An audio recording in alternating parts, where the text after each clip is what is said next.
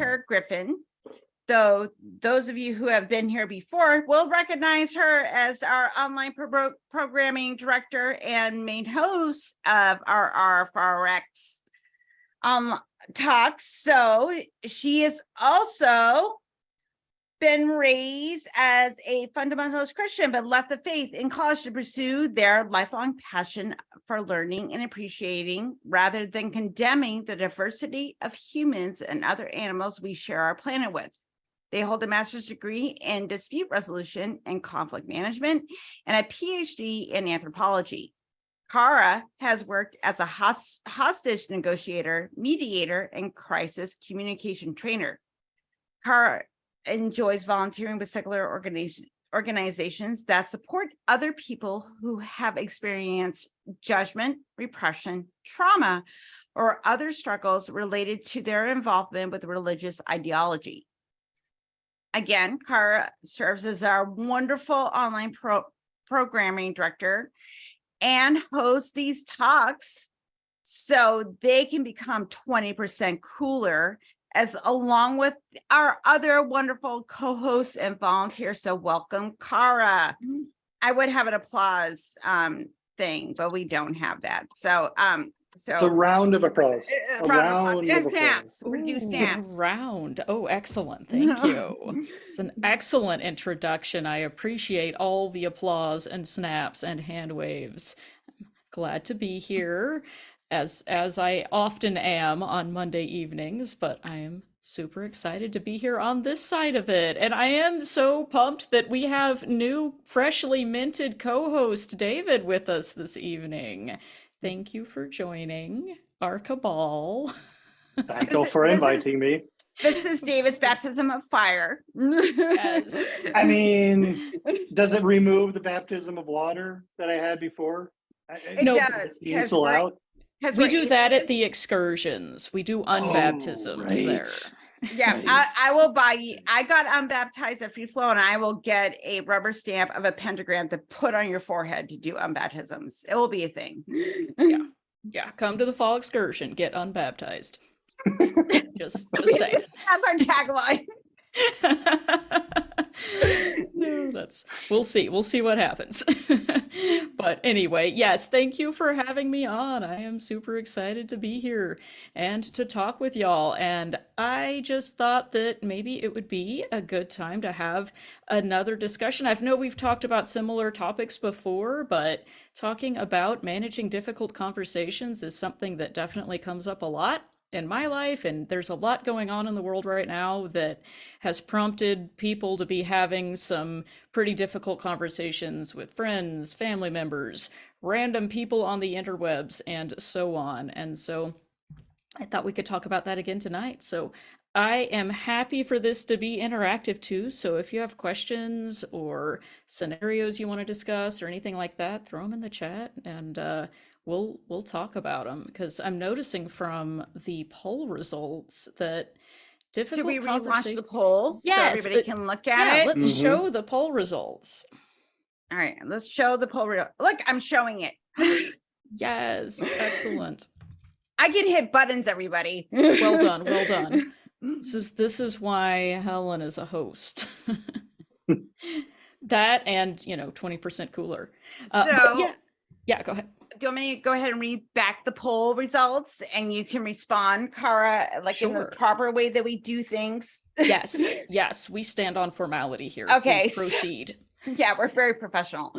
So in our poll, how difficult do you find having religious conversations? And the winner at 36% was somewhat difficult.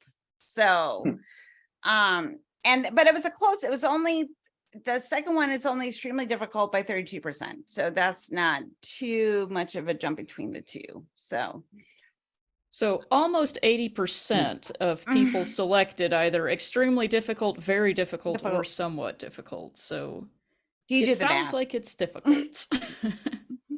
Yeah. All right. And then number 2, do you actively seek out opportunities to have such conversations? Never. So some of you are, but majority of you are timid to have these conversations, which is completely understandable. And then 36% said not often. So that's a good portion of our audience. Yeah. Again, close to 80%, just yeah. about 80% Yeah. never or not Yeah. often. I mean, like, I'm very only curious yeah, about these only like results. 11% said like yes frequently. So you're actively seeking these things out. Like, yes, I want to have these difficult conversations, and Mhm. awesome for you, because these are not easy conversations to have. How productive do you find such conversations when they do occur? Parkour.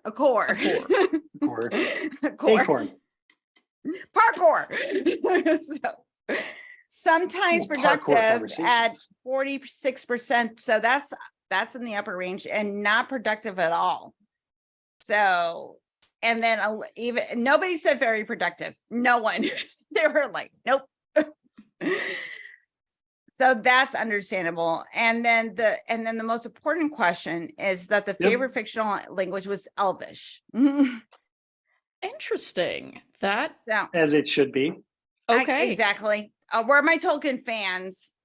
I mean, yes, I was gonna say Klingon, but I didn't get to vote because I'm a host. It's rigged. So now we're at 20% with the Klingon. Yes, thank you.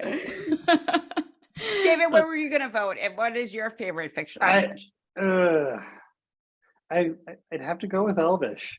I'm with the Elvish, yes. All the Tolkien nerds. Yeah. I mean, I'm even a fan of the Rings of Power Amazon show. I mean, come on. This was, yeah. It was Elvish kind of rigged. all day long. It was my idea, so it was kind of rigged. I mean, there is that.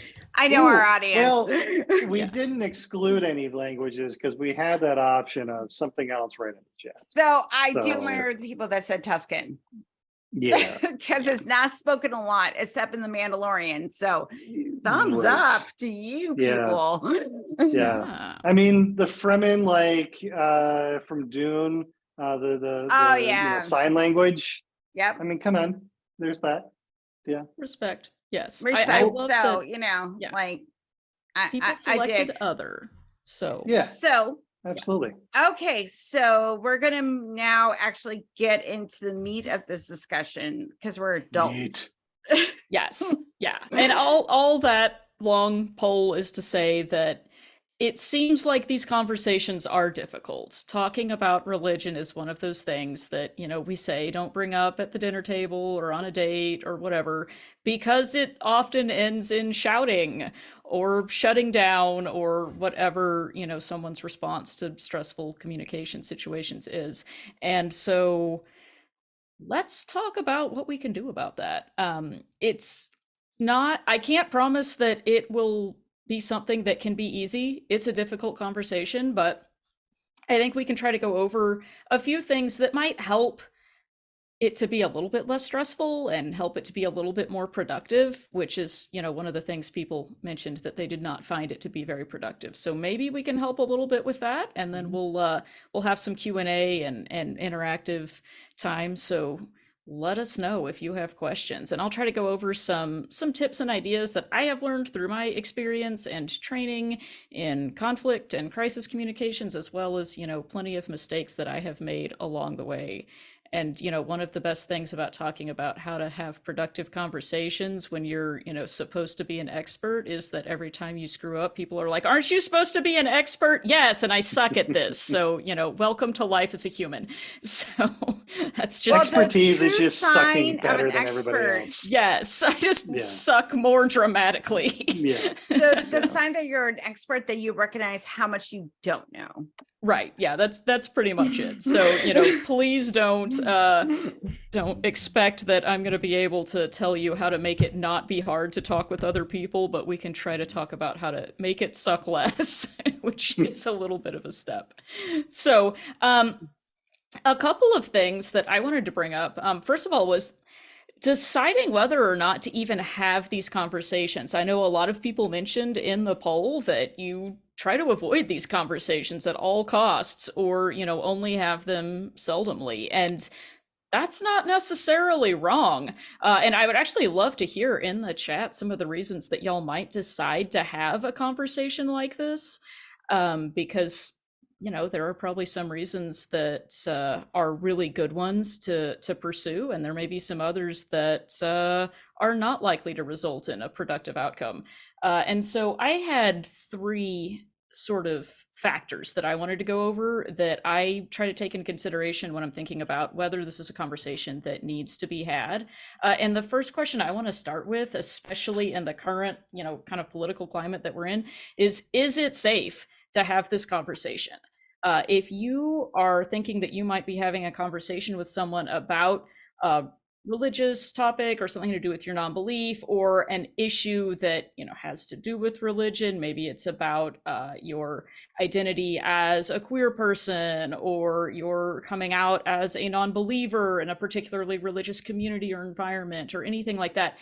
If you expect that that is going to result in you being unsafe, in any kind of violence happening, triggering trauma, or something like that, I would say consider not having that conversation, and instead setting boundaries with that person about what kinds of conversations you are willing to have with them, if any. And setting boundaries just means basically negotiating with them what is okay for us to do in this relationship.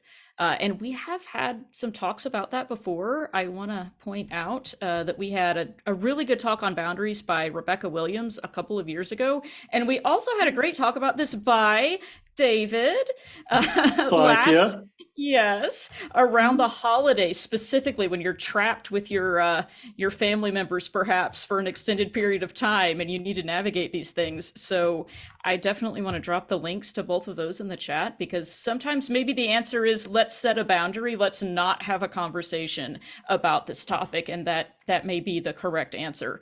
Especially when alcohol's involved. Yeah. Absolutely. Picking the right time is important too. So is it safe is the first question. If it's not, just stop there. We don't have to have conversations about everything. So definitely check those resources. But the next thing that I think is important to think about is my plan for this conversation realistic? In other words, what is your goal for this talk that you're about to have? And is that likely to happen? For example, is this basically just something that you want to go on a rant about with a person that you're frustrated with? Or is this going to be an actual dialogue that is going to involve mutual respect and learning and understanding from both people? And I would say, listen, this is the part where I tell you all the times that I did this wrong. I've had a lot of those conversations where I just wanted to let someone know how incorrect they were, and not one of those was productive. I know you're shocked. Not one time did that end well. So maybe that's a time to consider doing something like writing it down, or telling it to a friend, or speaking with your mental health professional who you found on the Secular Therapy Project from seculartherapy.org. Like David. Shout out. Yeah, so call David with that instead. Wait, I don't think I like where this went. Yeah, right. Yeah. We're just gonna call David and be like, Right. hey, religion, family, help me out. Yeah, be like, just call David, just go vent. So on a less funny idea of this conversation, though, is that when you're going through the deconversion process, especially when you're at the beginning, you have this urge to share your like newfound discovery, like, oh, I'm letting go of all the BS, and I would like to get my family involved in this. Like, I want to help them. How do you navigate that between what you want to do versus what is beneficial for yourself and the people that you care about? Yeah, that's a great question. And we'll get into a little bit more Okay. about kind of some steps you can do for that. But yeah, I think the question is basically like, how do you navigate this to where it's something that you feel like you need to get off your chest, you need to talk about it, but you know that there's going to be some resistance to it. Is that what you're asking? Yes. Yeah, that's a great point, because it's not in that case necessarily a rant, but I would say considering how is this important to the relationship between you and the other person? Is there something happening around this that you need them to understand or to do differently or to set a boundary around it? Or is it just a question of, I need you to know that I'm right, and I need you to admit that you believe in something that's not true? That second one, maybe not as helpful to the relationship. But the first part, I mean, there may be a lot of instances where, it's not something that they necessarily want to hear from you, but it may be something that is necessary for you in order to continue on with the relationship. And in that case, you may need to find a way to bring it up. So we'll kind of talk about setting the stage for doing that. Okay, But so yeah, I'm just that's, planting a seed to yeah, talk it's about later. almost like you're psychic. I know I am, which is pre-knowing. Yes. So we're all a little psychic. Yeah, exactly. Exactly. So yeah, I would just say, like, think about it, like, if, like, we hear that example a lot when people are like, well, if it's, your elderly grandmother is on her deathbed, like, do you really need to come out to her as a non-believer at that time and let her know that you think she wasted her life, worshiping a god that doesn't exist? And, maybe you don't need to have that conversation, right? That would be one where we could probably just let that go. But okay, so the final question that I would ask is this worth it? And what I mean by that is this an occasion where making ourselves understood as being right or correct is perhaps less important than being kind or respectful of the other person? We don't necessarily have to all agree on everything. If the relationship is important, then I would say that's what you should be focusing on. And if you're talking about having a conversation like this with someone with whom your relationship is not important, well, that makes it a lot easier. We probably don't need to have the conversation. You can probably just let that go or not care how it turns out. That's a lot easier. But I'm assuming we're talking about conversations with people who you want to continue to have a relationship with. And in that case, it does matter whether it's going to be done in a way that is respectful to both people. And you can respect people without respecting their beliefs. I know a lot of people, okay, this is my take on this. I know some people say things like, all beliefs and ideas deserve respect. I think some beliefs and ideas are extremely stupid, and I do not respect them. I think some ideas and beliefs are harmful, but the people who have those beliefs deserve respect as people. So we can probably start with that. And then move on to the beliefs next. But we don't get to the beliefs without taking care of people. So, okay, with those three things So, Kara, yeah. So it sounds like what you're going through so far is basically acknowledging, the nature of the relationship that you have with the person. I mean, that's what starts this. That provides the context. That provides the impetus. I mean, if it's some Joe Schmo that you don't even meet, like, why are you going to engage in this? But if you want to further the, yeah. I mean, you could engage in arguments on Twitter, but why? Why? Yeah. I know a lot of people that get a great deal of enjoyment out of that. And if that's what you like to do, go do you, I guess. But I would suggest that may not be the kind of conversation that is gonna result in necessarily changing that person's mind on the other side of Twitter. But no. I don't know. That's up to you. To me, that's extremely stressful, and that's the kind of conversation I like to avoid. But that's just me. But let's assume, yes, that we're talking about a relationship that is important to you. And yeah, to your point, David, that is the context. The context of this is, I want to have a conversation with someone who is important to my life in some way. And in order for that to be productive, that has to be first and foremost when we're getting ready to have the conversation, is that we're preserving or managing or setting boundaries around a relationship that we want to keep in some shape or form. Maybe we don't want it to stay the way it is currently. Maybe we want there to be some kind of change or alteration in it, but it's a relationship that is important. And so that means the person is important. So Love do it. you recommend like setting boundaries even before you go into a conversation? So everybody's kind of understanding where people are coming from. So this way there's not certain boundaries that are crossed during the conversation. Yes, I think to some extent that is important, and that is actually kind of the first point I was going to make, which is picking the right context to have the conversation, the right time, the right place. It may be helpful to let the person know in advance what you want to talk about so that they don't feel like you sprung it on them and they're completely unprepared and caught off guard. You don't have to make it, formal and scary, but, maybe just, hey, would this be a good time to talk about, whatever? We've had this discussion before. I thought I could share some of my ideas with you and learn from you, something like that. I'll give you an example of a time I did this extremely poorly, so don't do like I did, which is the time I came out as non-binary to a family member during an argument in our family group chat about that person posting anti-trans memes on Facebook, and then proceeded to explain in detail with citations all of the reasons why the biblical concept of two binary genders is inadequate to describe my experience and incorrect. And, as you might expect, everyone came away from that with a full and complete understanding of my identity and wanted to use my pronouns. Just kidding. Because That that's how didn't happen. it's one Wow, that's really conversation. what happened? No, that is not might really be- what happened.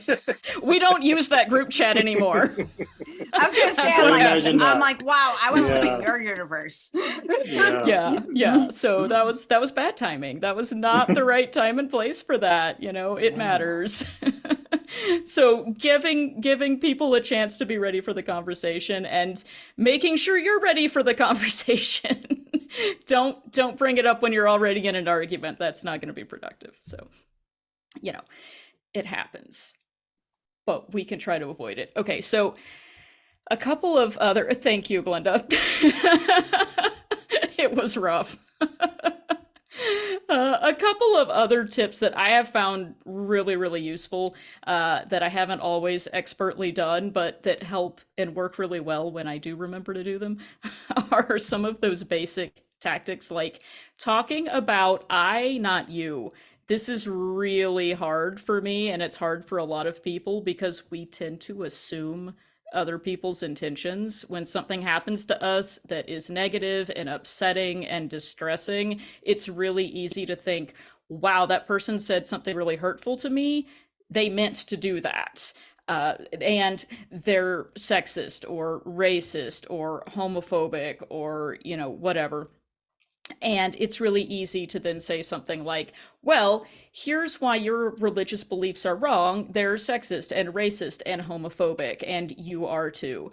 And wouldn't you know it, that doesn't turn out to really convince a lot of people that of the error of their ways. A better way to bring that up is instead to put it on yourself and say, this is the effect that X, Y, or Z is having on me. Like, I have been feeling whatever as a result of this. I'm feeling ignored, or I don't feel safe for the following reasons, or whatever the case may be. And you're gonna really just completely avoid triggering that defensiveness in the other person so that they might actually want to hear from you because they're able to hear what's going on with you, because they didn't, instead of that, hear what's wrong with them. Because if the sentence has anything to do with what you did wrong and the impact on me, all they're going to hear is what you did wrong. They're going to miss that second part about the impact it had on you, because people are selfish and that's how our brains work. So David can back me up on that more, but Quite. No, it's a beautiful way of having a conversation. yeah, just explain what's completely wrong with the other person, and then they'll agree Absolutely. with you. Yeah. Start with a character flaw and go downhill from there. Yeah. That's- Like that's- I always that's how this respond works. well when people tell me my character flaws and how I'm wrong about things. Like I always change my mind. And It's how like, I do therapy.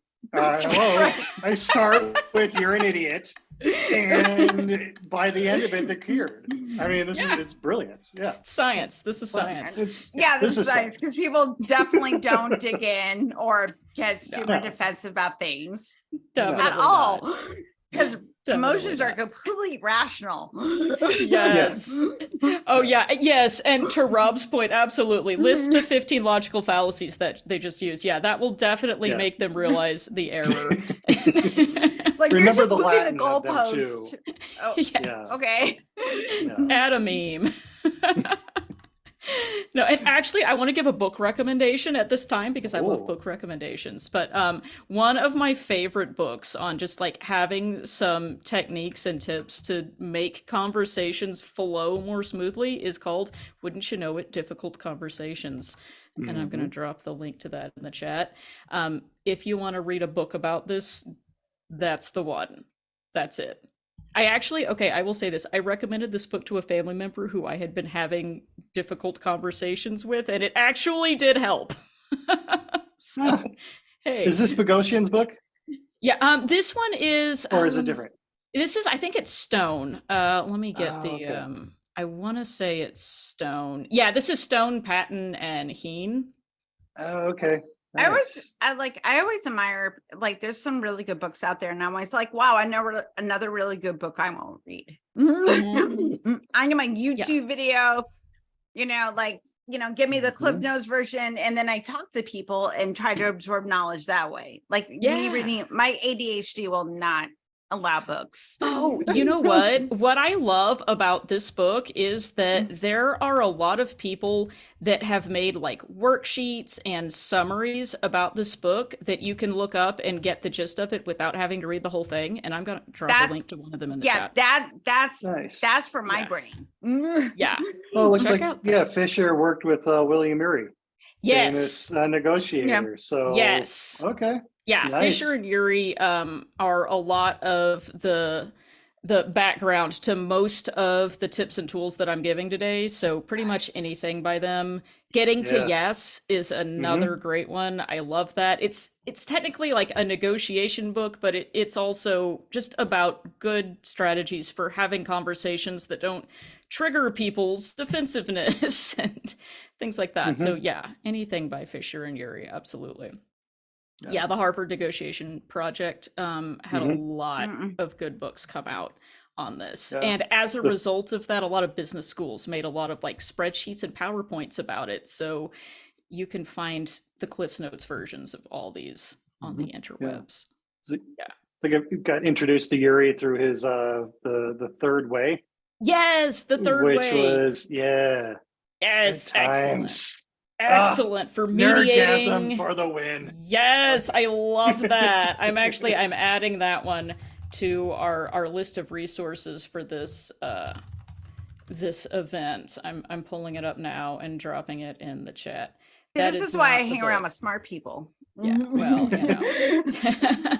it's okay. That was the wrong book. I almost put the wrong one. Okay, there are about 1 million books that called The Third Way. I'm gonna have to get the right one here in a minute, but I'll add that at the end. Okay. But anyway, yes, talking about me, not you. Great tactic. I recommend it. And along with that, so something I have found, and this is just my experience, let me know if yours is different. A lot of times with these conversations with family members, especially about religion, there's this element of blaming that can come in, like, because you raised me this way, this, that, or the other thing happened, or this is causing you to behave in a way that is harmful, or you did this because, you believe in whatever, you tricked me, you lied to me, I am angry at all of the things that you did. One of the best ways to make sure your conversation is not productive is to start by blaming and shaming the other person. So that's a good thing to avoid as well. And something that I have found works a lot better than that is to talk about all of our contributions to the current situation, not whose fault it is, and consider that everyone has had a contribution to the interaction that you're currently having. It's not 100% one person's fault, even if maybe they believe something that you understand to be 100% wrong. But what is the contribution? What is my contribution? What is your contribution? How can we change our interaction? Is probably going to be more palatable than this is all your fault. Look what you did to me. And I'm saying this like it sounds obvious, but listen, I'm telling you these things because I've screwed up every single one of these. So I'm trying to. Well, I think it's also Same, right there with you. Yeah. I think it's also for people to remind themselves too that though you're the one that's kind of seeing the man behind the curtain, your family members may have not seen the man. And to Ooh. have that patience and understanding to go, you've moved beyond this belief or bad idea, but your mother, your father, your uncle, your aunt, your siblings may have not seen the man behind the curtain. And that information is a part of their identity. That man is a part of their identity. And so understanding that is part of having that sympathy and empathy for your family member, that they haven't arrived where you are. Mm-hmm. And I think that can be hard. I think that can be hard because it's not an intentional deception.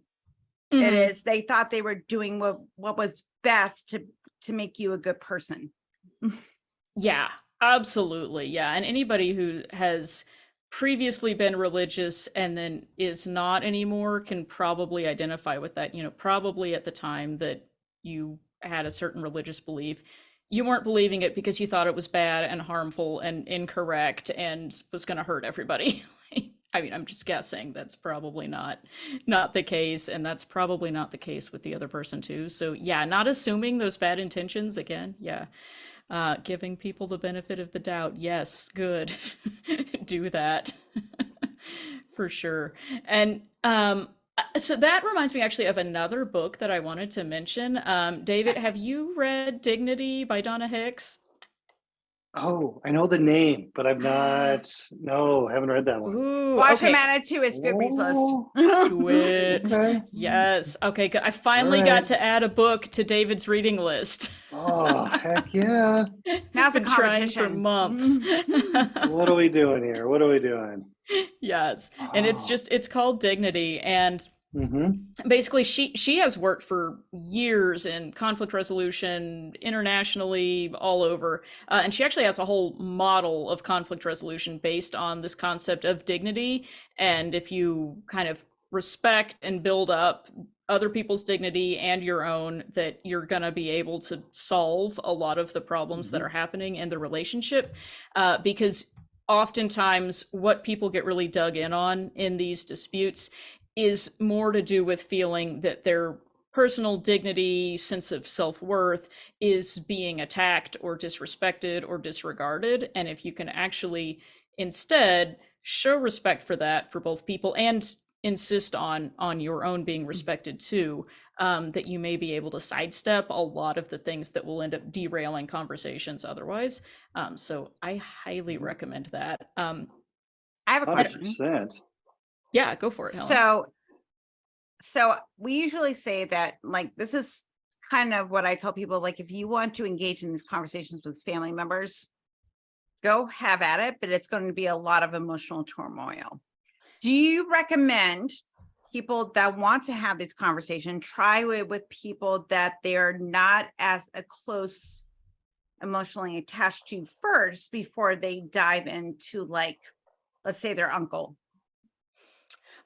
Yes, something you could even do too is actually practice the conversation with someone else first, with how you think you might bring it up, the types of things you want to say, and actually have someone give you feedback on how you're presenting it, what's going on. I was going to mention a little bit later too, but I'll bring it up now about even your nonverbals that you're doing while you're talking about this. You know, your body language says a lot. Your facial expressions say a lot. I have gotten feedback from multiple people that I apparently have a tendency to roll my eyes and make ugly faces when people are saying things that I find to be absurd. And I promise I don't mean to be doing it, but it's happening, and it right off the bat poisons the whole conversation. I have actually had family members stop mid-sentence before and say, "Are you going to let me finish or not?" And I'm like, "What? I didn't say anything." And they're like, "Your face is saying it." And, you know, they're right. I didn't mean to be doing that, but it says a lot. If it looks like you're not paying attention, it looks like you're not open to hearing from someone, they can tell. Turns out, even if you can't, Never That maybe- reveal your power source. If you're Right. Right. That's a very toxic saying from the manosphere, but Yeah, but yeah, absolutely. Like practice that with a Yeah. friend, with somebody that isn't such a high stakes relationship, and ask them for feedback. Ask people for feedback while you're having this conversation, and don't try not to get too defensive about it. I denied for years that I was making ugly faces, but you know what?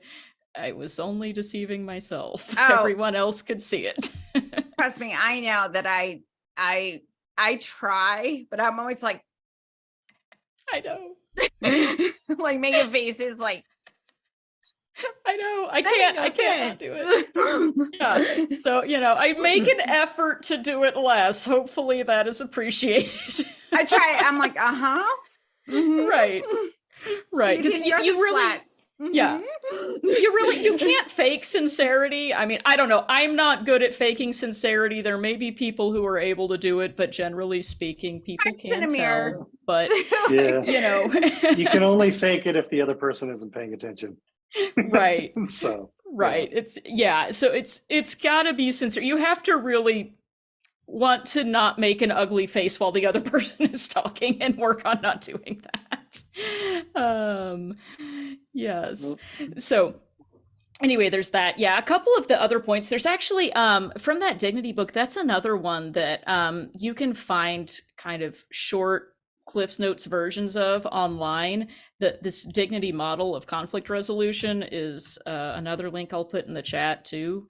That you can find. It has a lot of tips for just recognizing and appreciating and supporting dignity in yourself and other people, and things to watch out for. A couple of points that I pulled out that I found particularly relevant for me, and hopefully they're helpful to other people, are this idea of not taking the bait. Like, if you are often having the same argument or the same conversation with a particular family member or person, they probably know what buttons to push to really get you upset, or at least that may be your perception of what they're doing. But don't take the bait. If you can help it, don't follow up with, oh, they've said that thing that they know really upsets me, let me follow suit. You know what? Let them behave badly if they're going to. You don't have to. One of the most useful things someone ever told me when I was doing my studies in conflict resolution, and I know this sounds like complete common sense, and it may be to some people, but it was not to me, was after several role plays where we were working through our conflict resolution skills, one of the coaches said to me, Kara, you don't actually have to be provoked. When someone says something, you don't have to be provoked, right? Oh, for some reason that made me feel empowered to realize, oh, you know what? Actually, I can respond a different way. Let me go ahead and try doing that for a change. And guess what? That worked better. So there's that. So here's a question, and like if David was was the guest tonight, I would ask him this too, but you're here, so I'm going to ask this question. Do you think knowing what triggers you is something that's going to be super beneficial when you're having these conversations, especially if we're having conversation about like religious traumas and triggers, like knowing those things ahead of time? Because I would have to imagine, like, if we're having a conversation about religion and like the concept of hell is particularly triggering to someone, maybe not have that conversation or be aware that this is a trigger for you before you have that conversation. Because when it comes up, you like, even though you're still having the emotional reaction, it might be a good idea going, oh, this is my emotion. It's not something that this family member is doing to me. It's just a trigger. Yes, absolutely. And that might be a great time to take a break from the conversation or set a boundary and say, hey, you know what? I really don't want to talk about that today. Can we go back and focus on this other piece of the conversation we're talking about, or whatever the case may be. Yeah, 100%. Because if you know that that is going to just send you, then yes, let's avoid that. Let's not talk about that. Let's draw a boundary around that. 100%. And it is perfectly okay to take a break and take a pause.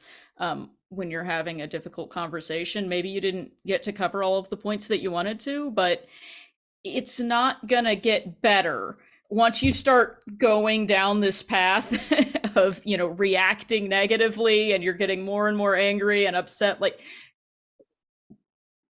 take a pause. It's okay to do that. Come back and finish the conversation later. Once you get triggered, don't, keep shouting until it goes away. I say this from experience. Somebody's in the these seem chat. to, yeah, I mean, these seem to really be coinciding, Kara, with the back to the dignity and like the 10 essential elements of dignity, which are from that link that you shared earlier, and one of them being safety. And really checking in about how is this going to work? What is the outcome that is requested, or rather desired? And how do I go about, getting there? Yeah. 100%. Yeah. One of our friends in the chat said an emotional trigger is important to know for oneself. It is often indicates an unresolved issue that needs addressing. Yeah, absolutely. And it may or may not need addressing at this time with that person. Maybe it does, maybe it doesn't.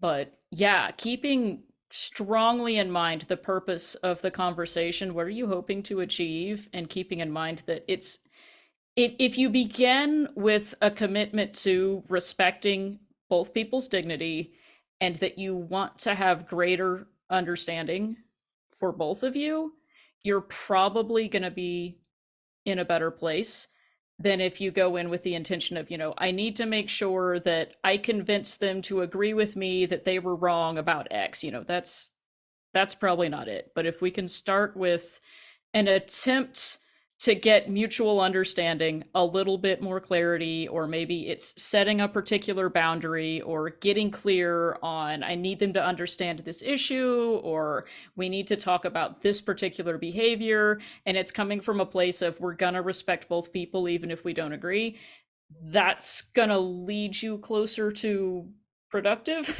versus not productive. So this is, I was just having this thought that when we're going through, we're having conversations about coming out of belief.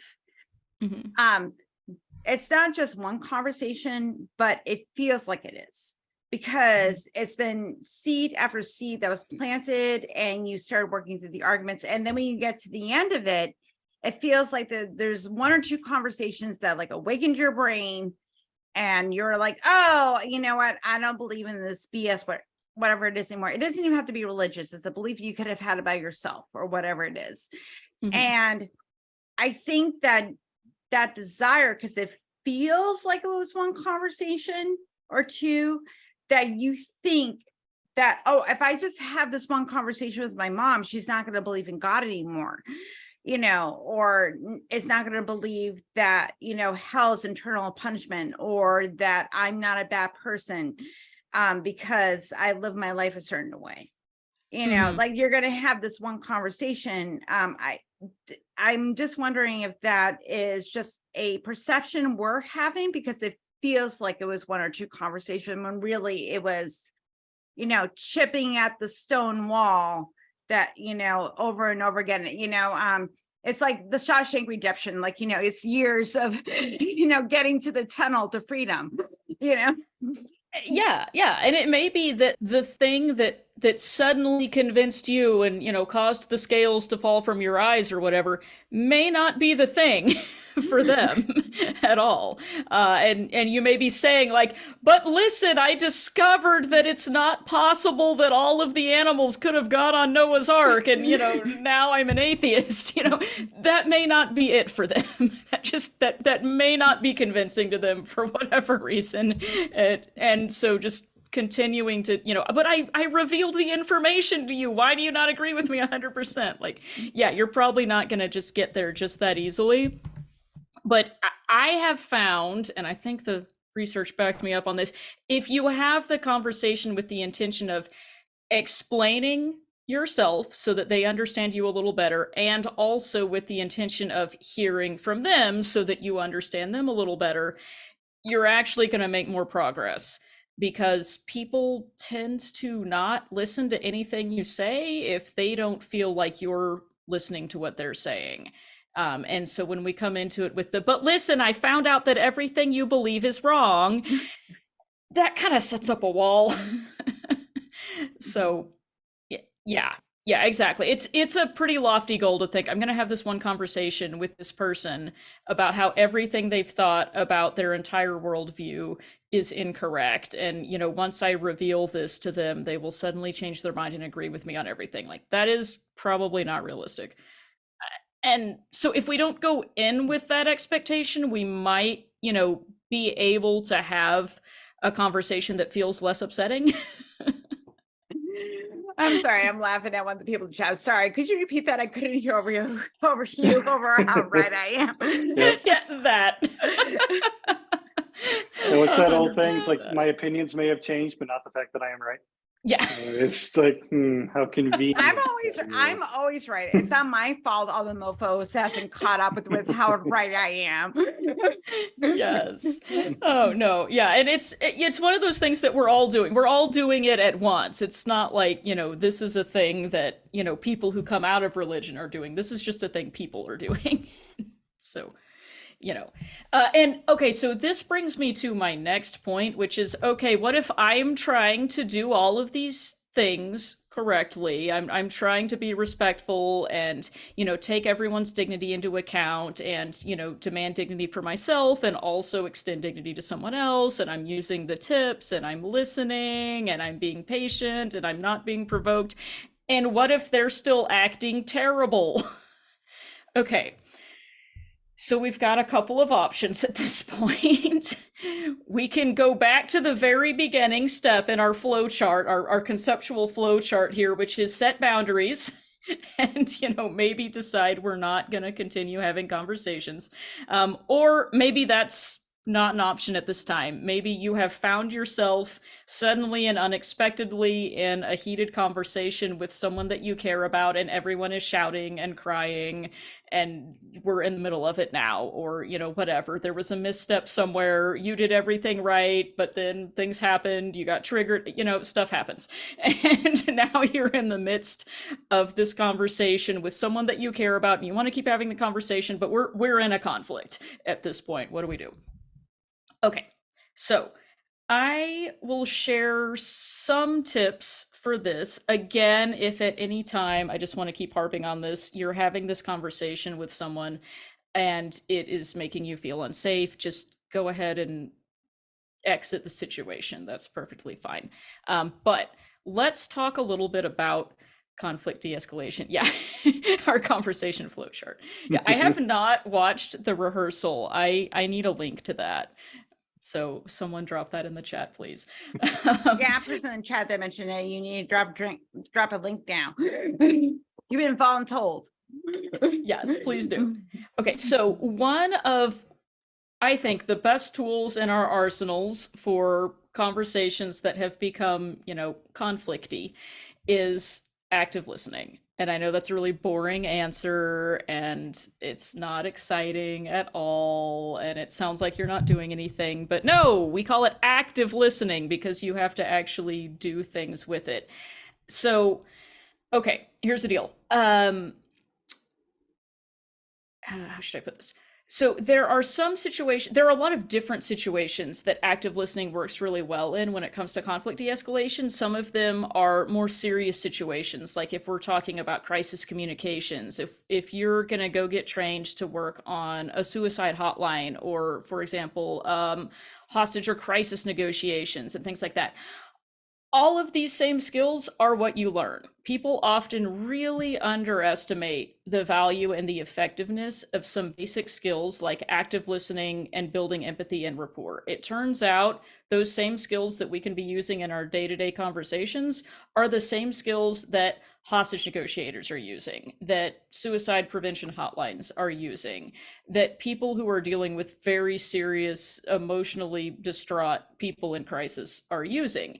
And there's a lot of professional experience around that. There's been a lot of research around it, and we can benefit from that by using some of these same tips and tactics in our own conversations, which sound a little squishy, but that's how conversations work. Basically, I'll go over a few points from what the FBI uses in their behavioral influence stairway model of basically getting from a point of having a conflict with someone that you do not have any kind of rapport or relationship with to getting to a point where you might be able to actually have a conversation with that person and make recommendations and suggestions and requests of someone. So we have a little bit of time left, so I'll just briefly go over this. But guess what? The foundation to doing any of that is active listening. And the reason is that is how you're able to build empathy and rapport and trust with another person that you're in conversation with. So if you're having a conversation with a family member or a close friend, and maybe you find that they are repeating the same thing over and over again, they are yelling it at you, they are becoming very upset, what is likely happening is they're not feeling like you heard them. And so there are a handful of things we can do to actually help people feel heard, and that's going to accomplish a couple of things. The first thing it's going to accomplish is that their level of emotional excitement is going to be able to come down once they feel like they've been heard. And secondly, it's going to build a level of trust and rapport to where they're going to be willing to hear from you. And a lot of times, unfortunately, it can be really frustrating to come into a conversation knowing, okay, I am going to have to do a lot of work and use a lot of skills to listen to a person say a bunch of stuff that I don't believe, that I don't agree with, and they're going to rant at me. And then I'm hoping that in return, they'll listen to me.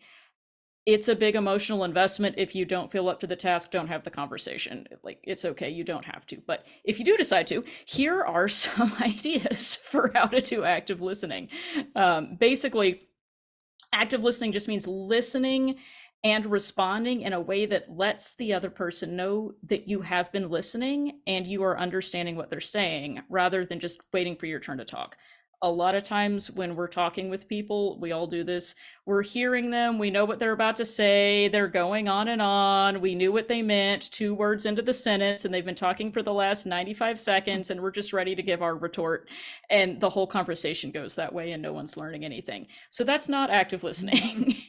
This just happens with us that are neurodivergent and have ADHD brain. We're like, oh, I already know what you're going to say. Yeah. I want to talk now. yeah, it's normal. We all do it. And it's frustrating because then the other person is like, no, I said something really important. I don't think you heard me because I saw you thinking about your response. Like, they can see you doing it.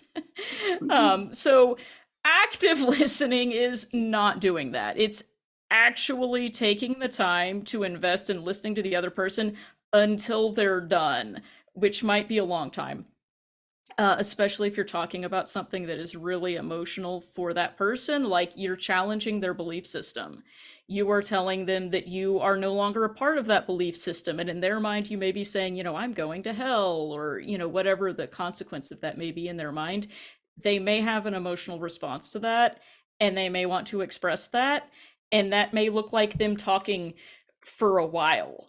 And one of the best ways to show that you're listening is to let them go. Just wait. Let them say it. Let them get it all out. Don't start disagreeing with them while they're still talking. Like, don't do that eye roll thing that I do. Like, let them finish. All right, let's face. Yeah. Yeah. Let them get it all the way out, all the way done. And like, not like when they pause to take a breath and then jump in, like wait for them to pause and take a breath and finish. Like, let them actually finish before you disagree. I cannot stress this enough because this is the part I mess up all the time, but you actually I have let to them get all the imagine way that's done. hard with family members though, because you know them.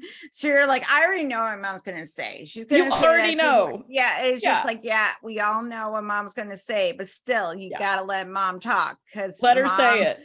mom's gonna express mom stuff. And you just Mhm. gotta let mom do mom things. Yes. Let them do it. Yeah. Yeah. And that's a great question. What this is causing anxiety while they're saying it all. Yeah. I don't have a great solution for that other than just trying to remember that they're expressing their emotional reaction. It is not yours. It does not belong to you. You did not cause it. You are not responsible for it. That is their reaction. We're letting them have it.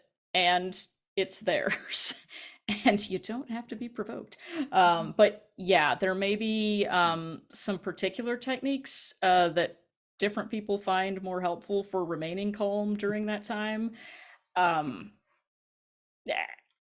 Yeah, it's probably going to vary. I find what is helpful for me when that's going on is to actually be reminding myself, like, this person is having a reaction. It doesn't have to be mine. I actually tell myself all the time, Kara, you don't have to be provoked. I found that piece of advice to be very useful. Other people might find different ones useful. David, were you going to say something? You can Yeah. choose to be provoked. Yes. Which requires a lot of your active rational brain, which your emotional brain will go, but I feel provoked. It's like, yeah, but are you provoked? Right. Yeah, which is a different question and different brain state. Yeah, I'm feeling something about this. I'm feeling angry. I'm feeling attacked. Okay, what do I have to do with that? Well, I don't necessarily have to do anything with that. I can keep listening and I can let this person finish talking. And then I can try to use some skills that I have learned to help us get to a productive resolution. So if you're able to stay in that headspace, awesome. If you're not, again, you don't have to have the conversation. It's okay to not have it. But trying to remain calm and let their reaction be their reaction and not let it glom onto you is key here. And then actually acknowledge what they're saying instead of going, yeah, we've heard this, we know you said this, like actually listen. And whether that means like nodding your head or saying, uh-huh, oh really, but like sincerely, not like sarcastically. Well, I think that's the hard part with family members and people that we're close to is because we know them so well. Yeah. And we have to remind ourselves that they're a human being. They're not just the role that they're in our lives. And to take a step back and go, let me actually hear you as a person that is not my mom or my dad or my sibling or my spouse. Like, let me just hear you from an almost an objective space and where you're coming from as an emotional, intelligent human being. And because that can be really hard when it's someone we're emotionally close to, because we just see them in their role and not see them as the full human being that they are. Yeah, that's a really great point because, we started this by saying you're probably having this conversation with someone that you actually care about, that's important in your life, but we have a tendency to just kind of be like, oh, there they go again, saying that thing they always say. But like, I wouldn't talk to a stranger that way if they were, getting really upset about something. I wouldn't be like, well, you always say that because you're a moron. Like, but, sometimes stuff like that slips out with people that we're really comfortable with. And trying to not let that slip out goes a long way. Also good to remember that all these things are applied to us as well. I mean, if at any point it's always about, well, I understand that the other person is an emotional being that's getting caught up in the moment. That's just called othering. And now we come back to, what are we trying to build together? Listen, David, I am 100% always rational, not emotional. I am a robot. Yes. This is why all the time. all the Just time. point out your logical fallacies and Right. Logical That's it. fallacies and facts and figures. Yep. No, what can actually be really helpful though, rather than pointing out logical fallacies, is if you can recognize the emotion that someone is expressing and correctly identify it, that can go a really long way in making them feel like you understood them. Being like, oh, wow, you're really frustrated with XYZ. And if you can, like, not telling them, you sound angry, you should be less emotional, not that. Not judging No. the emotion, identifying the emotion and recognizing, oh, so you were really sad when you found out that I didn't want to have my kids baptized into this religion, or you were really afraid that I was going to burn in hell forever, or whatever the case may be. Actually correctly identifying it and asking them if that's right, and letting them tell you, yes, that's how I felt, or no, you idiot, that's what you took away from that 20-minute rant. And it's okay if you got it wrong. It's just, they'll correct you. If you ask them if that's right, they will correct you if it's not right, and then you have to let them go again until they're done. And it may take a minute. And then try again. And it can really help if you actually then, once they're done, paraphrase what you learned, like say it back in their own words to show them that you understood that, they were really afraid for their grandchildren's souls, when they found out that you weren't taking them to, this church service anymore. And that made them worry about, what their neighbors were going to think, and, whether your kids were going to be in hell or whatever it is. And ask them if you got it right, and see if you can get both the content of what they said and how it felt to them at the same time when you paraphrase it. Like, so you felt this way because of, whatever, is that right? Did I get that correct? And if you're able to get it right and they're like, yes, people are usually like relieved if you get it right. They're like, yes, that's it. And that's how they're done. And then you can start. This takes a long time. So actually letting them get to that point and showing them that you understand and you're not judging, you're being empathetic. And again, empathy, well, not again, I didn't say this yet. Empathy doesn't necessarily mean that you agree. It doesn't have to mean you agree with them, but it does mean you understand and you are genuinely concerned or care about or interested in knowing about what they're thinking and feeling. You don't have to agree to empathize. But if they feel that you're empathizing and you're not judging, they're gonna be more willing to do that back to you. And so once you've done all of that, you may be able to get to that point in the conversation where you have built enough rapport with the person where they're actually going to feel like listening to you, because they feel like you listened to them and understood what they were saying. That second part is key. You listened and understood, and they felt like you understood and acknowledged. They're going to be more likely then to listen. And this is the point where you can express your thoughts. And don't start out with, well, I heard everything you said and that's completely wrong, so let me tell you the truth. Like, not that. Not that. How's it real, Mom? But get to that point where you heard them, you understood them, they feel like you heard and understood them. And I would now like to express to you, something that is important to me, and tell the thing it is, whether it's a request that you want to make of them, like, hey, I really wish you would stop posting those transphobic memes on my Facebook, or I wish you would stop sending us all these invitations to come to church with you, or those kinds of things. This is the moment where you can express, again, we're talking about I statements, not what's wrong with them, not criticizing them, but what's going on with me, how I'm feeling about it, what I would like to happen. And this is the point where you can get that in and make it something simple and reasonable, not, I now want you to agree with me that everything you believe is false and you are stupid. But maybe it's something like, I now... some kind of compromise. Like, like you're not going to go to church, but you'll come to Sunday dinner. Mm-hmm. Yeah. Mhm. Yeah, this would be a great time for that, and Yeah. here's the reasons why I have not been feeling comfortable going to church lately, whatever it has to do with my sense of personal safety, or, I've been having this question, or I have this disagreement with what's going on at that church service, and so I don't feel good about being there, but because I value your relationship with me and I do want to spend time with you, I will still come with you to whatever the dinner thing or whatever it is. And I want to do that because I value this relationship that we have. And I hope you can understand, why I'm feeling unsafe or like I'm not being having personal integrity or whatever it is, by doing the church service or something like that. Yeah, this is the moment to insert that after you've spent like 95% of the time listening and acknowledging and doing your and not rolling your eyes and actually trying to understand and making sure you understood and making sure they understand that you understood, and then you have this like window of time to make yourself understood as well and get your request in. This is the time for that. And I think it's and I know you would have probably expressed this to you, that this is not going to be one conversation.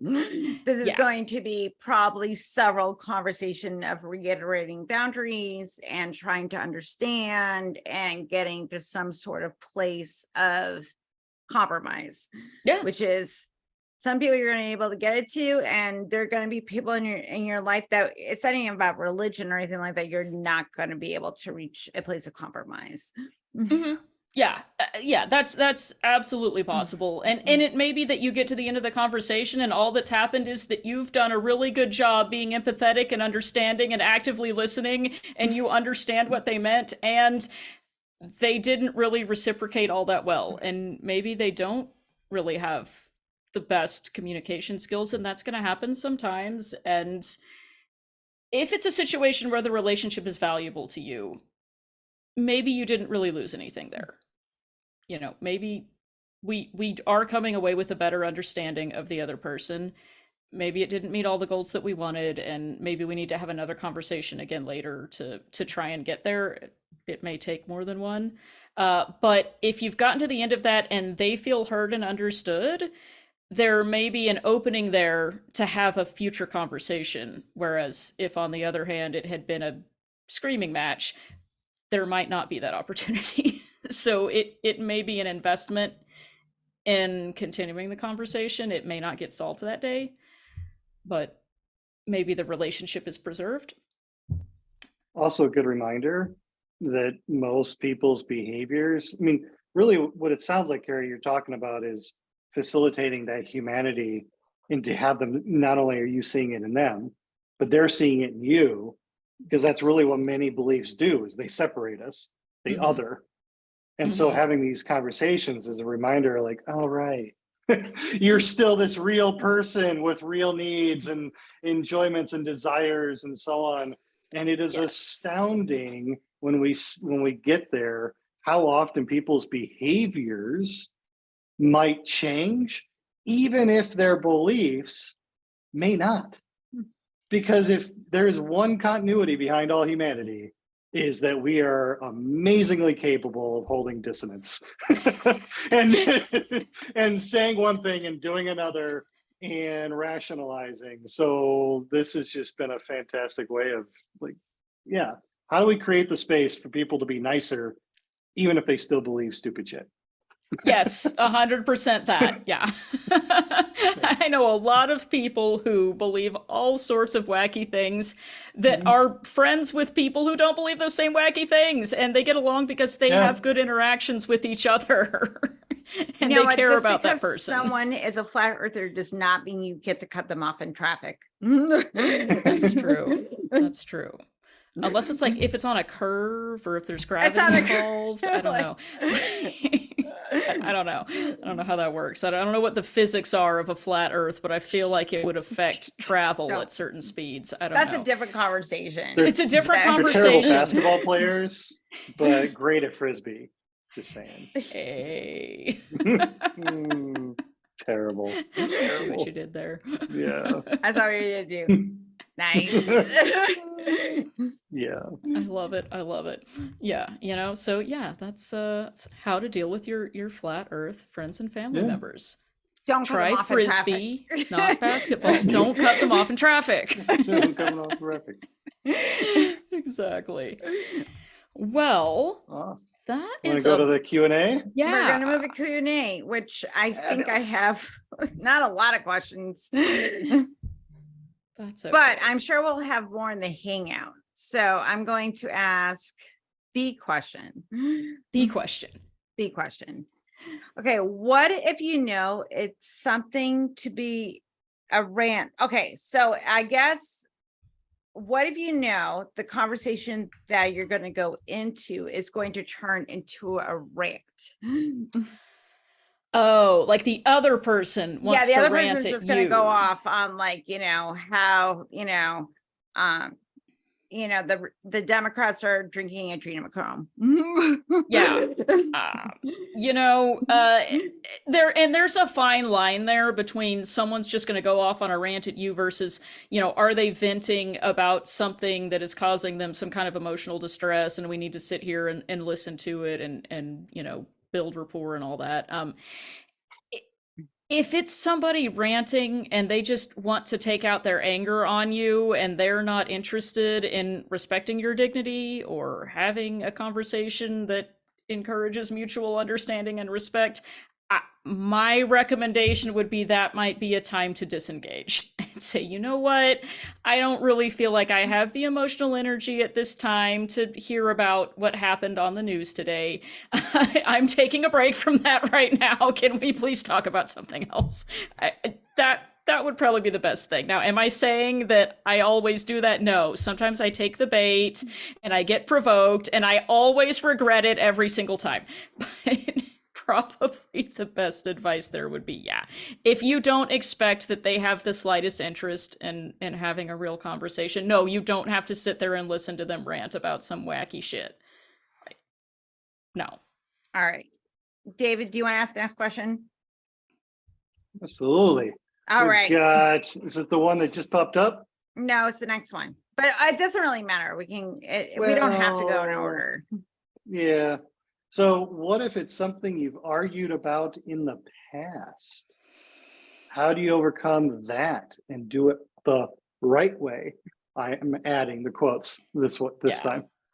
Yeah, no, that's a great question because I feel like a lot of times it's something that's come up over and over again. That's happened to me too. And the risk there is, that you're going to fall into the same pattern that you've done before. And you already know what the other person's going to say. You already know what you're going to say and how you're going to feel and everything like that. And that can be really, really tricky. A couple of tips I would say for that would be to start off, first of all, recognizing what's about to happen and assessing whether you're ready for that and if you're going to be able to not fall into that again, but also maybe setting some boundaries and expectations ahead of time and saying, hey, I know we've talked about this a lot of times before, and it's been difficult for both of us. I really want to talk to you about this thing. And I think it would be really beneficial if we leave off this other piece of it this time. Or, can we avoid discussing whatever the thing is that's really triggering for you? Or, can we go ahead and set some rules right now that if we get really upset and heated, I'm going to need to take a break and go take a walk for a few minutes. I don't want to get into any kind of like heated argument about this. Or whatever the thing is that continues to be the sticking point. Probably the thing to do is to acknowledge that at the outset that, hey, this is a pattern. This is something we've fallen into a few times, and I don't want that because I value you as a person and as whatever your role is in my life. And I want us to be able to have a good conversation.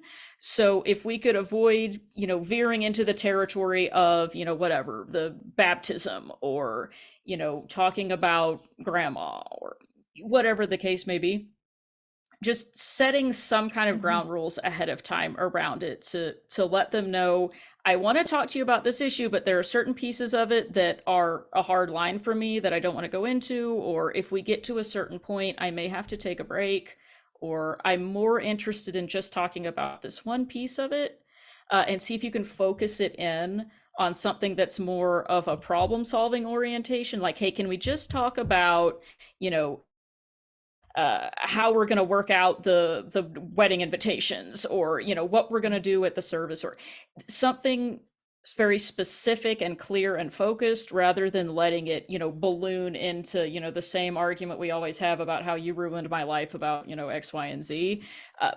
Maybe just kind of drawing some lines around it would be my first recommendation for that. David and Helen, did y'all have any further input on that? A lot of that, I mean, if you're looking at something from the past, it's determining like, is this really, what are you wanting to solve? What's the outcome? And I get very functional and very pragmatic with a lot of this. I mean, it's so easy to delve into, well, I have to right this wrong, you know, and it's like, no, You no, don't. you don't. You really don't. And quite often it's just like, well, because, you know, and I think, Kara, you actually mentioned it a bit, you know, before, going, before you start asking, is this about the other person or is it about me? Like, what am I serving here? You know, is this just because I like the sound of my voice? Is it because I get jollies out of, you know, causing people to be pissed off? Is it, you know, a sense of self-righteousness? Maybe even it's right. I mean, that's just it. Like, we can completely agree, but that's just going to come across as being unhelpful, and they're just going to dig in further. So, yeah, first start with yourself. How do you want to show up? What do you want out of this? I think also too, like, knowing your limitations is a strength, which is something I say over and over and over again, Yep. because it does really, it tends to be very, very helpful in people's lives to know what you're okay with and what you're not okay with. And if you want to, you know, get your religious mom to come over to your side, good luck. But do you want to get along with your mom well enough that, you know, you can do Sunday dinner together, that, you know, they might not be 100% okay with your lifestyle, but they'll still have you and your partner over for Sunday dinner. Fine. Like, you just want to get to some kind of equilibrium that you don't feel like your life is going to be chaos with your family members or friends. I think doing that is going to serve you better than like, well, I'm right, you're wrong, screw you. And that's not going to go okay. But if you know your mom is not going to accept you and your partner or how you lived your life, then that is also a limitation that you can choose. No matter how much I try to make up points, she's going to stay stuck in the mud. And it's not your job to get her unstuck. So knowing how you want to engage those conversations, and because you know your people in your life better than anyone else, knowing your limitations is a strength, and how far you want to delve into those conversations, because sometimes it's just going to be trying to gel. It's going to be like trying to nail gel to a tree. You know, like, if it's going to be an exercise in frustration, maybe not engage in those conversations in a way that is just going to be an exercise in frustration. And it can be hard. It might take you a couple of years to figure that out. So yeah. And it's something I have found too is, like, again, the thing that changes your mind might not be the thing that changes their mind. Like, that I was talking about the family member I got into that giant argument with about transphobic memes on the internet. No amount of my explaining why that was upsetting to me seemed to do anything. And then one day they read a book by a religious author that said, don't post transphobic memes because it distresses those people who were going through that, and said a bunch of other objectionable things. And for some reason that changed their mind and they're not posting those memes anymore. And I'm like, you know what? We got there in a really weird way that, you know, is not the way I would prefer, but the problematic behavior has stopped. So yay. Well, it might be the person that's not emotionally close to them. Mm-hmm. It might Yeah. be there's enough distance for them to see the forest from the trees that they can Yeah. be like, oh, you know what, this is a bad idea I have. Mm-hmm. Whatever, There's also like whatever gets you across the river, whether it's the bridge or the boat or a jet ski, whatever it is, as long as they get over the river, they got over the river. Yes, exactly. And it doesn't have to be perfect. If it's better, maybe that's met our goal, or at least a portion of our goal. And yeah, to your point too, I think it's also, especially with like family interactions, and the psychologists can speak more to this than I can, but we sometimes tend to fall into these roles with our family members where, it is never gonna be the case that my parents think I'm an expert on anything, regardless of, whatever the objective level of our education or expertise or experience on a particular subject is. And it may be that they need to hear it from somebody who is not me. And maybe that is going to convince them better than anything I could say. And I try not to take that personally, but I do. I feel some kind of way about that. But you know what? If they hear it from somebody else and the point gets across, you know what? I'm glad that happened. I don't know. Yeah, people are people. People are And it's messy. complicated. Yes. Okay. Yeah. What else do we So, have? okay. Do you have a thought on how to break the news to someone that you've left the faith if the basis of your relationship has been sharing the same super fundy faith? In preparing for these talks, I've trying to gauge the line between letting them vent and tolerating the abuse, and I am very scared. Oof. Okay. Yeah. So the first thing I would say is don't tolerate abuse. That goes back to what we talked about earlier about dignity and making sure that you are respecting other people's dignity and making sure that you are respecting your own and asking for that from other people. And if it's not happening, you're setting a line or a boundary and saying, you know what, this is not working. I need you to, not speak to me in that way, or, when you say those words to me, whatever the case may be that is, feeling abusive to you, it is okay to say, this is not okay with me, and this part needs to stop. Having said that, I'm interested in the fact that you're interested in breaking this news to someone that you still care about, that you want to have a relationship with. And you said the basis of the relationship has always been sharing the same super fundy faith, but you no longer share that faith, but you still want to have the relationship, right? Do you think it's possible that they do too? There must be something else there, right? Like, you still want to be friends with this person, even though you don't share the same faith. Do you think that there may be some reason that they are interested in continuing to have a relationship with you too? And if so, I would want to foreground that in the conversation, whether it's, someone whose friendship you really value, or they're a good source of support in one way or another, or whatever the case may be. I would focus it on that, and you as people, if you've been really close and you really respect one another, enjoy one another in a lot of ways, even if maybe the setting that you were always in was religious, is there anything else there, that is supporting the foundation of the relationship that you could shift to, or that you could kind of anchor onto and focus on that? Maybe like, and I don't know, it's hard to say without further details, but if it's somebody that, is a really good, a good friend that you like to share, your confidences with, or it's someone that you spend a lot of time talking to, or maybe it's the person that you have coffee with every other day or something like that.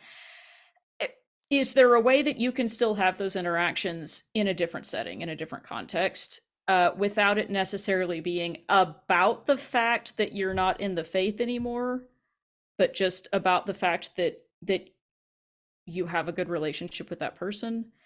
And I guess my second question would be, to what extent do they have to know this about you? I mean, obviously, I guess if this is a person that you only see in a religious context and you've left that religion, it might be necessary for you to tell them about it. But do they already know? I guess I have follow-up questions about that. And the first one is, what's your interest in maintaining the relationship? And do you think they share it? And if so, then maybe it's going to be an easier conversation than you think. But I don't know that, because it sounds like you're concerned about their potentially being abusive, which concerns me, in which case I would say, no, you don't have to put up with that regardless. If that's going to be how they react, it's probably not a relationship that is going to be beneficial to you if that's how they're treating you. So I hope that isn't what's happening.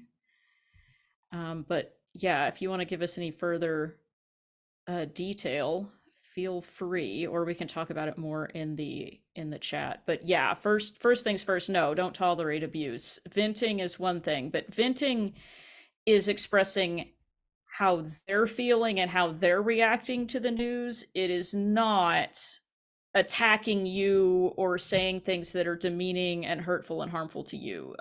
That's not something that you need to let someone do. It's okay to say that is not acceptable to you and you're not gonna be here for it.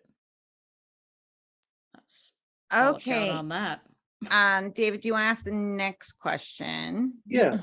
So if you first meet someone and notice they're religious, is it okay to ask someone to not use religious terminology in conversation with you, in that it makes you uncomfortable? And for that matter, can you actually have a friendship? It probably depends on the person and the type of relationship. If it's like someone that you've just met, I don't know, that's a wild card. I don't know how they're gonna react.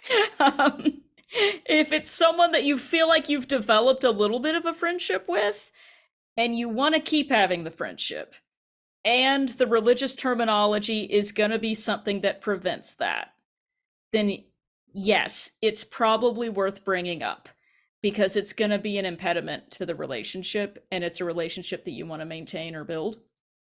So yes, maybe bringing up something kind of like, hey, you know what? Something about me is that I've recently deconverted from my faith. I used to be, this or that or whatever. I'm currently not, and because I went through some things, when I hear this or that phrase, sometimes it makes me feel some kind of way. I would feel more comfortable if we could avoid, this phrase or talking about this topic. Would that be okay with you? Something like that is probably okay. And if they're like, absolutely not, this is the bedrock of my life and I'm not friends with people who don't believe this, well, okay, great, we have now eliminated this person as someone that we're going to be friends with, and that's it. If it's somebody that is actually interested in having that friendship with you, and they're willing to not make it about their religious beliefs, then yeah, absolutely, they might go, oh, okay, yeah, I'm sorry, or they might even say, oh, you know what, yeah, I've been thinking about that too. I actually forgot that, saying bless you after somebody sneezes is a religious thing. I'll quit doing that. I think there are a lot of times I find myself personally using religious phrases sometimes that just got, like, I took them in out of habit over time. We learn them through our life, like saying bless you when someone sneezes, or amen, or whatever. It is entirely possible that someone is saying religious phrases and they don't even mean anything by it. It's just a habit, and they might be perfectly willing to let that go.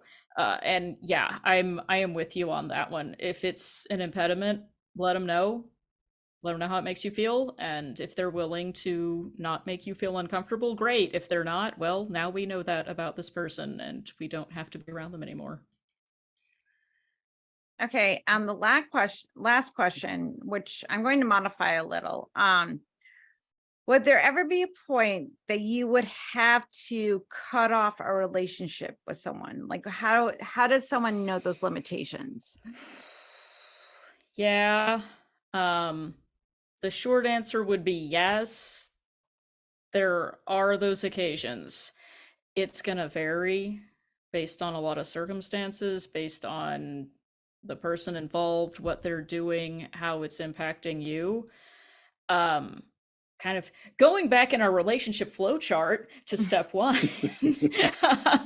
in particular, if it's something that's causing you harm, if what they are doing is actively causing you harm and they are not willing to stop it, that might be a sign that this is a time to exit from that situation. And whether that boundary is we're cutting off all contact completely, or whether that boundary is we are only going to communicate in this particular way about these topics, and we are going to steer clear of anything to do with this, that, or the other thing, whatever that is, maybe it doesn't have to be completely cutting off the entire relationship. Maybe it can be just putting that relationship in some parameters in which it's okay, or maybe it actually is that this person is not willing to respect any of these boundaries. A good clue is if you are trying to set boundaries with someone and they are consistently not following through, they are consistently not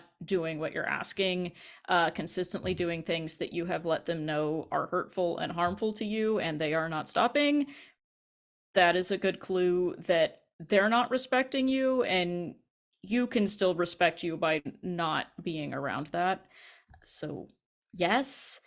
The difficulty with this, I know that we talk to a lot of people about, is sometimes we're in relationships with people where it is going to cause us harm to not be in the relationship. Like if it's someone that, like, you're a minor and you live at home with your parents and you rely on them for financial support and there's nothing you can do.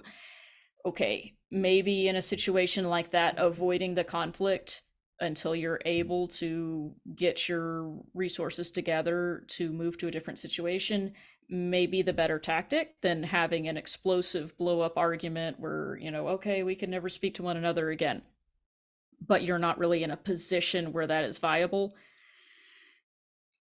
Yeah, maybe trying to avoid the harm for a period of time might make more sense there. But yes, unfortunately, I think that there are sometimes people that just simply are not going to be respectful and are not willing to work with you. And it is okay to say that I'm not okay with that and I'm not going to let this happen to me. Yeah. Thoughts on that, David and Helen? Spot on. Spot on. I mean, yeah. Yeah. And that sucks because I hate that. I am like the most conflict avoidant person ever. And I hate the idea of that kind of thing happening, and I do everything I can to not get to that point. But the problem with that is at some point you're going to such great lengths to try and give dignity and respect and second and third and fourth and fifth and 17th chances to other people, and you're not giving yourself the dignity and respect that you would expect from anyone else, and that's not fair to you. And it's okay to remember you're a person too, and you also need dignity and respect, and it's okay to ask for that and let people know if they're not doing it, that they're not allowed to treat you in that way and you're cutting them off. So what you do, Cara, is you seek out conflict, and then it doesn't go well, and then you have arguments in your head of all the things you wanted to say over and over again. Yes. Like what I do. Wake up in the middle of the night going, I should have said this. That. Yeah, it's exactly when in the shower in the morning, washing your hair, going, God damn it, I could have made that point and I would have won. Yes, exactly. But we don't win conversations. Yeah. You're pulling a George from Seinfeld and driving all the way back to the office to recreate the situation. I mean, really, gas is too expensive to do this. Yeah. It really is. It really is. And you're worth being respected as much as anybody else is. Even if you grew up in a belief system that told you the opposite of that and made you think that you were broken and dirty and sinful and deserving to go straight to hell, that's that belief talking. We don't have to agree with that, and we don't have to internalize that, and it's okay to demand respect and dignity for yourself. So please do. Absolutely. Okay. Thank you very much, my friend Cara. This was a really, really great talk. Very engaging. And like, I know we've talked about this type of stuff before, but it's always good to get more tools in our toolbox, communication epistemology toolbox. I'm using words and I'm stumbling Tupac? over them. I I heard Tupac. Is this Tupac where you go also. rap on Cali- this? Like, oh, Going okay. back to Cali. So moving on. So we have another talk coming up next week. So I know all of you are sitting at the edge of your seats. All excited about this next talk. Do I know what it is? No. Car, do we know what the next talk is for next week? I'll let you know. We're actually ironing out the details now for the details of the talk, and But we there will is going to be posting another that one. online. We Yes. promise. Yes. But if you, in the meantime, need more RfRx in your ear holes or your face holes, please go to our YouTube page. I know we mentioned it before, but I will mention it again. We have 121 episodes up right now that you can go check out on our YouTube channel. So please go do that thing and go look at our wonderful talks that we have on there. And again, I'm going to remind you to go seek it out on your podcast apps, whether it's Spotify, Spreaker, Apple. I don't know. There's so many podcast apps out there that, like, I'm sure you're all internet savvy people. You can do the interwebs and go look up all of our wonderful podcasts, because the audios are uploaded faster than the videos are, because though we have a wonderful editing video team here at Recovering from Religion, they do a lot of work. That's why we need people to volunteer and edit our videos for us. That'd be great. So again, I'm going to remind people, if you want to tell us how pretty we are, questions, comments, inquiries, you want to recommend guests, please go to RfRx at recoveringfromreligion.org and shoot us an email. Also, if you want to read stories about people that have been a part of Recovering from Religion, their own deconversion process, and where they are now, please go check out our blog. And also, we have previous recordings from our old podcasts also on the interwebs. So do that too. David, where are people going to find us on the interwebs beyond the blog and our old podcasts? I mean, just go looking, Recovering from Religion. And of course, we have, yes, podcast, the link. We have the Secular Therapy Project. We have secular counseling, which is basically the same thing. We've got, Discord. I think we covered that earlier. And Facebook support page.